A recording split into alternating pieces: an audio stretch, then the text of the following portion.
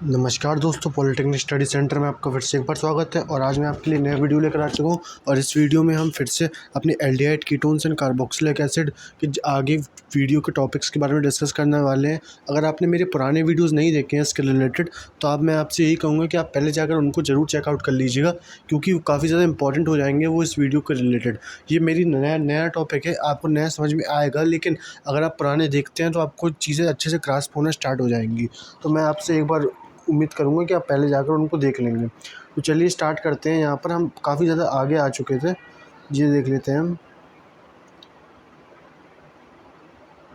सब हम लोगों ने ये चीज़ें जान ली थी। अब हम यहाँ पर कुछ फिज़िकल प्रॉपर्टीज़ के बारे में पढ़ने जा रहे थे।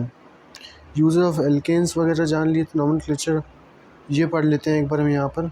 यूजेस कैसे होते हैं, क्योंकि देखो केमिस्ट्री में, फिज़िक्स में, जितने भी ऐसे साइंस के रिलेटेड सब्जेक्ट होते हैं उसमें लोग ये पूछते हैं कि सर इसका यूज़ क्या है। यानी कि कोई भी, मान लो हम कार्बोक्सिलिक एसिड पढ़ रहे हैं, तो हमको पढ़ने का मीनिंग क्या है, मतलब क्या ज़रूरत है हमको पढ़ने की।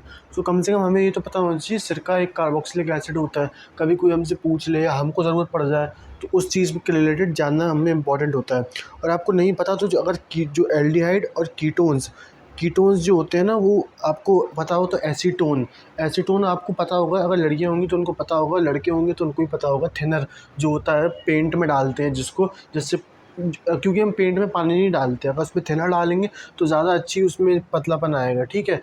और एक चीज़ और होती है, अगर लड़कियों को जानकारी होगी इसके बारे में, तो नेल पॉलिश रिमूवर जो होता है ना, उसके अंदर जो एक लिक्विड मिलता है हमको, जिसे हम लगाते हैं तो एकदम ठंडा ठंडा लगता है कि इवेपोरेट हो गया वो। तो वो जो चीज़ होती है वो हमारी एसीटोन होती है, तो वो हमारी कीटोन होती है। तो वो हमको पता होनी चाहिए ये सारी चीज़ें। ये हमारी कुछ ऐसी डे टू डे लाइफ में हम चीज़ों को यूज़ करते हैं। और हमको ये भी पता होना चाहिए कि ओडर और अल्कोहलिक और ओडर्स और फ्लेवर्स में हमको यहाँ पर कीटोन्स और एसिटाल्डिहाइड का मिक्सचर देखने को मिलता है। अगर मैं बात करूँ, अगर मैं OH ग्रुप और COOH ग्रुप को मिला दूँ तो मेरे को क्या देखने को मिलेगा, मेरे को ईस्टर देखने को मिलेगा। अगर मैं किस किस को मिला दूँ, अगर मैं इथेनॉल को मिला दूँ और इथेनॉल और कार्बोक्सिलिक एसिड को मिला दूँ, तो इन दोनों के मिक्सचर पे यानी C2H5 हमको अगर एक रिएक्शन ऐसी देखने को मिल जाए, C2H5OH प्लस CH3COOH, ऐसी रिएक्शन हमको देखने को मिल जाए तो यहाँ पर हमारा एक H2O निकल जाता है और हमें देखने को मिलेगा C2H5 या CH3COOC2H5 करके हमें एक नया कंपाउंड देखने को मिलेगा। तो ये काफ़ी ज़्यादा इंपॉर्टेंट हो जाता है इस पॉइंट ऑफ व्यू से कि हमसे क्या पूछा जाएगा। फॉर एग्जांपल, अगर हम क्वेश्चन ऐसा बनकर आता है हमारे पास कि स्वीट स्मेलिंग और ओडोर में कौन सा, मतलब ओडर क्या होता है, स्मेल, और स्वीट्स जो हमारी होती हैं स्वीट स्मेलिंग, इस चीज़ में इसका यूज़ होता है। और अगर फ्लेवर्स की बात करी जाए, क्योंकि अगर आपको पता हो कि जो फ्लेवर्स है, फॉर एग्जांपल अगर मीठा फ्लेवर का यूज़ है तो हम उसमें कैलोरी फ्री वाली जो होती है ना, जैसे शुगर फ्री वाली जो होती है, शुगर फ्री बेसिकली क्या होता है, वो शुगर तो उसमें डाला ही जाता है क्योंकि वो शुगर तभी तो मिठास आएगी, लेकिन जो शुगर उसका जो फैट और कार्बोहाइड्रेट के फॉर्म में जो हमको मोटापा दे रहा है उसको छुड़ा लेता है या उसका यूज़ नहीं करता है। तो यहाँ उसका यूजेस निकल कर आते हैं। एक बार इसको पढ़ लेते हैं। Industry chemical aldehyde are use for the solvents and starting mineral and the reagent of synthesis. The product and formaldehyde is well known as formalin 40%। Solution, ये आपको पूछा जा सकता है ये क्वेश्चन, वैसे इतना इंपॉर्टेंट नहीं है लेकिन आपको जानकारी होनी चाहिए। फॉर्मलिन 40% जो है उसे फॉर्मल्डिहाइड क्या है, HCHO।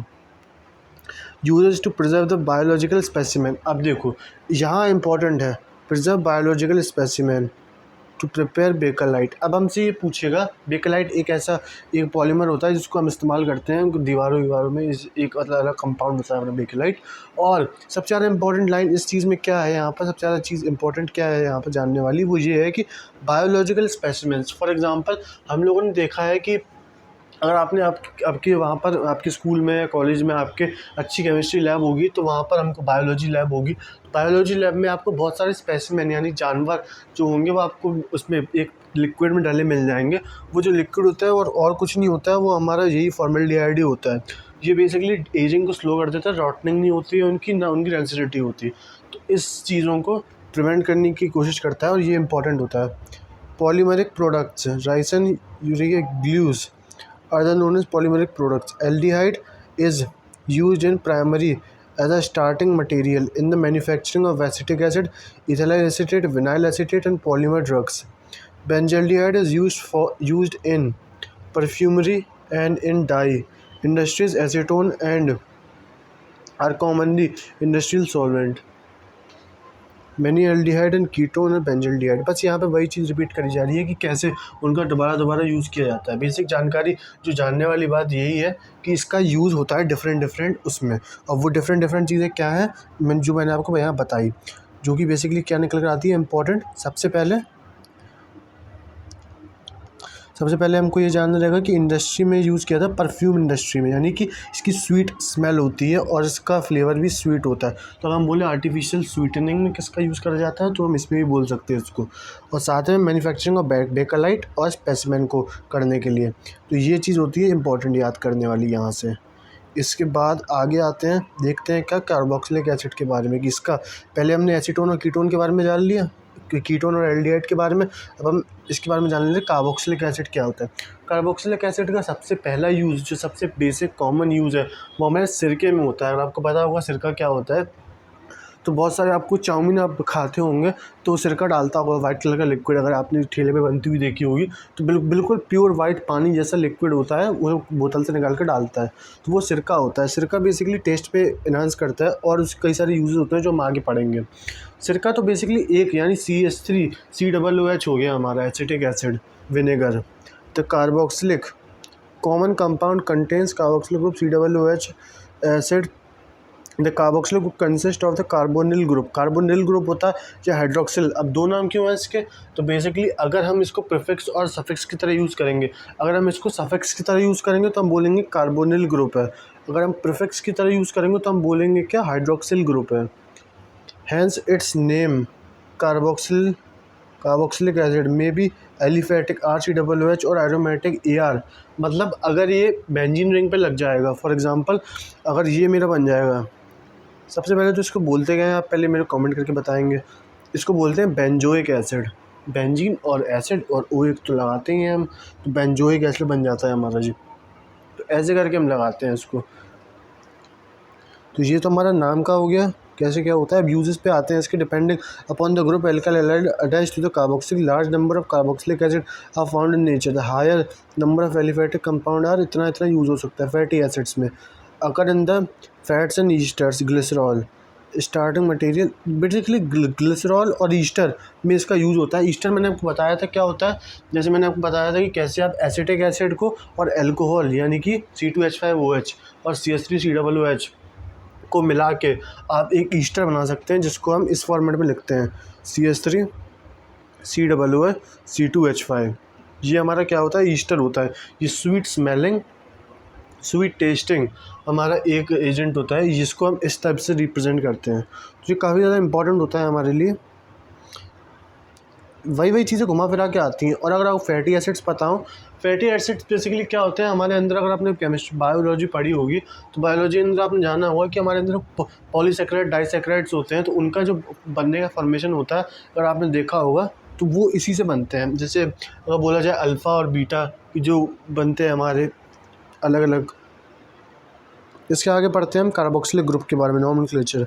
Since carboxylic group among the earliest organic compounds to be isolated from the nature, a large number of them are known their common names. Basically हम इसीलिए नॉमेनक्लेचर को ज़्यादा नहीं जानते, क्योंकि हम उन्हें कॉमन नेम से ज़्यादा जानते हैं. ये बताने की कोशिश करता है. फॉर एग्जांपल मैंने आपको सिरका का बताया था, हम सिरका जानते हैं, हम विनेगर जानते हैं, लेकिन हम एसिटिक एसिड या C2H5OH या कार्बोक्सिलिक एसिड नहीं जानते. अब यहाँ पे भी ये डिफरेंट आता है कि अगर मुझे पता भी है कि कार्बोक्सिलिक एसिड है कि एसिटिक एसिड है, तो दोनों में से मैं क्या बोलूँगा. एक हमारा क्या होता है, कॉमन नेम होता है, इंडस्ट्रियल नेम होता है, और एक हमारा नॉमेनक्लेचर होता है, जो कि एक ऐसा बोला जाता है कि एक पूरी IUPAC ने बोल दिया गया है कि कोई इंटरनेशनल लेवल पर हम इसको ये बोलेंगे कि हमको कहीं कन्फ्यूजन ना हो. इसके बाद ये बोला गया है Latin and Greek word. For example formic is represented by obtain by ants. ये वाला क्वेश्चन है ना, बहुत ज़्यादा एग्जाम में आता है, बहुत ज़्यादा. आप इसे रट लीजिएगा कि जो फॉर्मिक एसिड होता है यानी HCOOH, ये हमारी आंट स्टिंग या बी स्टिंग में पाया जाता है. मतलब जिससे भी हमको इचिंग हो या जिससे भी हमको दर्द हो, उसमें हमको ये पाया जाता है. इसके बाद विनेगर हो गया. इसके बाद ब्यूट्रिक एसिड फ्रॉम जैनसिड बटर. अगर रेंसिड बटर क्या मतलब बेसिकली रेंसिडिटी बताई थी मैंने आपको एक टर्म।